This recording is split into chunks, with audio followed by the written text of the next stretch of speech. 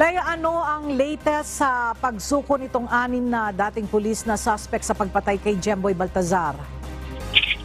Ella, nananatili sa kustudiya ng CIDG Quezon itong 6 na pulis o dating pulis na sumuko nga dahil nga sa pagkakasangkot sa pagpaslang kay Jemboy Baltazar. Voluntary ang mga itong sumuko dyan sa CIDG sa Quezon. Base sa impormasyon na ipinadala ni CIDG Director Police Major General Romeo Caramat Jr., kahapon sumuko ang mga ito sa Camp Guillermo Nacar sa Lucena City na nakilala nga o kinilala na sina Police Executive Master Sergeant Roberto Balacao Jr., Police Staff Sergeant Jerry Maliban, Police Staff Sergeant Antonio Bogayong Jr., Police Staff Sergeant Nico Aquilon, Police Corporal Edmart Jose Blanco at Patrolman Benedict Mangada na dating mga nakatalaga sa Navotas City Police Station.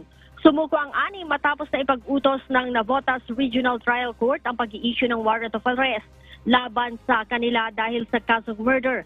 Sumalang na sa booking process at documentation ng 6. Nauna na Ella na inalis sa serbisyo ang 6 matapos na pirmahan ni NCRPO Director Jose Melencio Nartates Jr. ang rekomendasyon ng IAS na tanggalin ang mga ito sa pagkapulis matapos mapatunayang guilty sa administrative case na grave misconduct at conduct unbecoming of a police officer o gusto Ella ng pagbabarili ng mga ito sa Jemboy Baltazar dahil sa mistaken identity. Balik sa iyo, Ella.